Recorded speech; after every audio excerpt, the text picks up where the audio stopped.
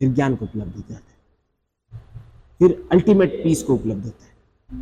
तो आपको अगर शांति चाहिए तो अपने धर्म को आपको खोजना होगा, अपनी आत्मा को खोजना होगा, और उसको खोज कर आप अपने असली धर्म को जानेंगे तो वो आपको निर्णय करने की क्षमता देगा। तो आपको वो काम करने को कहेगा जो आपको ऊर्जा से भरेंगे। तब आपको वो काम करने को चुनने को ऑप्शन देगा जो आपको ऊर्जा से भरेंगे, जो आपको सत्य से भरेंगे, जो आपको शांति प्रदान करेंगे। वो आपको ये सब देगा। ठीक है, तो ऐसे हमें पता नहीं ना, हम चुनाव ही तो, अच्छा हमसे गलती क्यों होती है, हम आज क्यों दुख भोग रहे हैं, कहीं ना कहीं अपने गलत चुनाव का नतीजा, और कुछ नहीं। मुझे ऐसा लगता है कि हम गलत चुनाव इसलिए भी करते हैं कि सोशल प्रेशर है, पीए प्रेशर है, फैमिली प्रेशर है, तो हम रह ही नहीं जाते हैं। बिल्कुल सही। हम कहीं ना कहीं एक पर्सनालिटी में फिट होने की कोशिश करते हैं जो सब थोप रहे हैं हम पे। बिल्कुल तो सही। इसलिए हम गलत चुनाव करते हैं, हम बिल्कुल अपने सही। बारे में सोच नहीं पाते और हैं। इनको रेसिस्ट करने का, इनका प्रत्युत्तर करने का, इनका विरोध करने की ऊर्जा हमें नहीं है।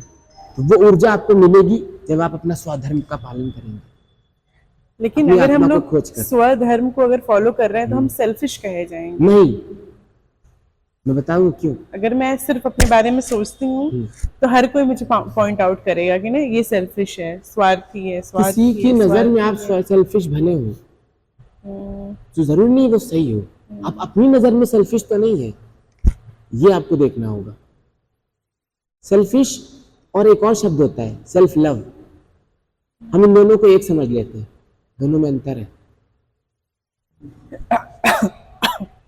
इस पे मैं आपको टॉपिक बताता हूँ, हम लोग बहुत काफी 2 साल से मैं ये टॉपिक शेयर करता हूँ लोगों से। If you truly love yourself you would never hurt another. ये क्वेश्चन मार्क। अब बताइए इसमें आप हाँ कहेंगे या ना, आपको क्या लगता है?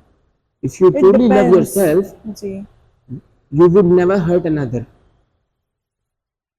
It depends. देखा, आप देख नहीं पा रही हैं इस चीज को, क्यों? क्योंकि अभी आप अपनी आत्मा को नहीं खोजा है, वरना आप देख लेती कि डिपेंड नहीं है, क्लियर है। कैसे? इसका उत्तर यस है। वो मैं बताता हूँ कैसे। ऐसे माइंड को लगा कि नहीं गलत है।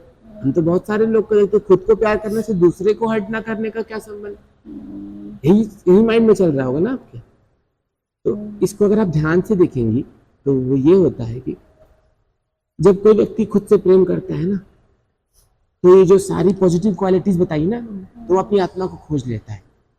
ये प्रेम का सोता कहाँ से आ रहा है उसे पॉइंट कर लेता है, अपने स्वधर्म को पा जाता है।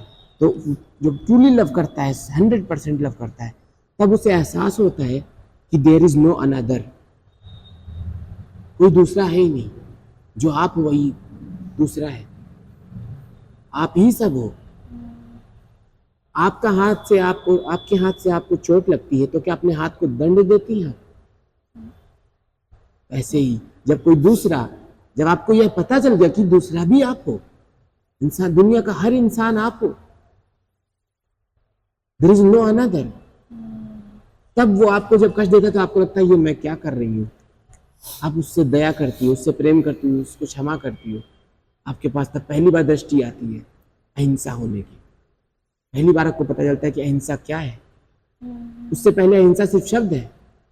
गांधी जी को भी नहीं पता था अहिंसा क्या होती, उनको पता था आधी अहिंसा पता थी, आधी नहीं पता थी। अब अहिंसा में क्या होता है? अहिंसा मतलब होता है कि वायलेंस ना होना, राइट। अब वो क्या कहते थे कि हम अंग्रेजों पे वायलेंस नहीं करेंगे, हथियार नहीं उठाएंगे, लेकिन इसके प्रतिरोध में वो क्या करते थे? धरना प्रदर्शन।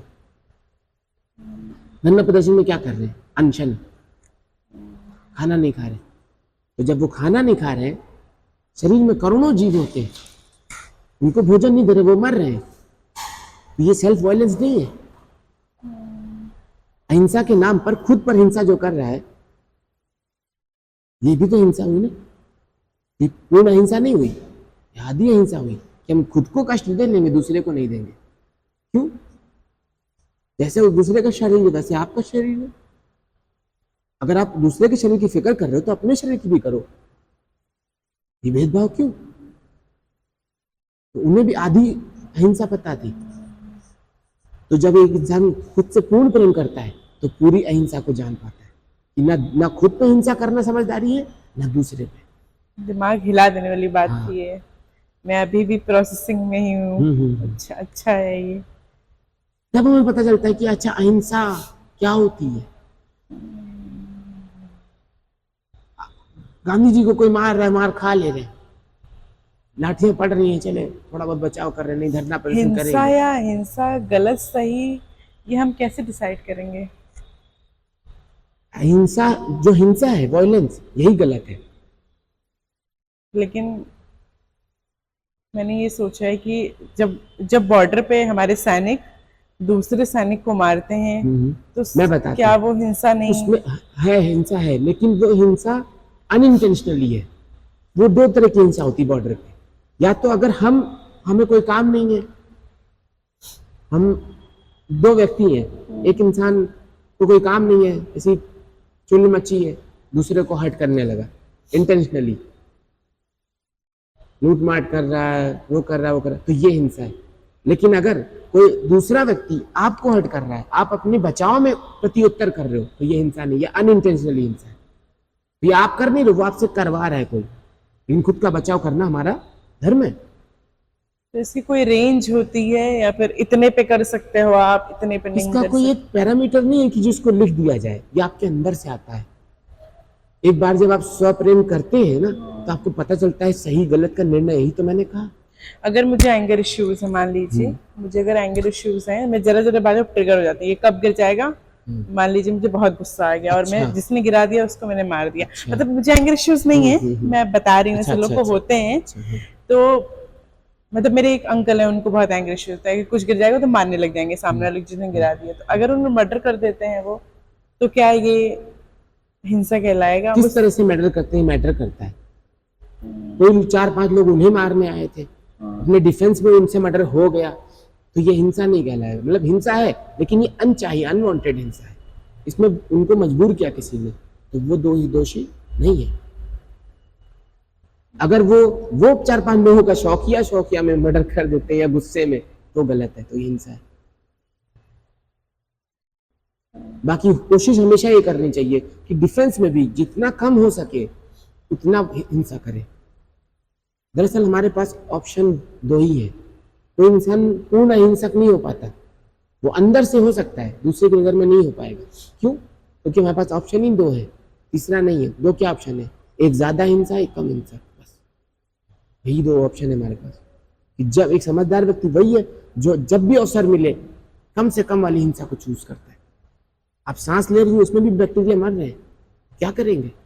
आप चल रही हैं, कुछ कीड़े मर रहे हैं, क्या करेंगे? लेकिन जब एक कुत्ता सामने आ गया, आपके पास ऑप्शन है, उस पर चढ़ाए या ना चढ़ाए। छोटे पर नहीं है, मजबूरी है।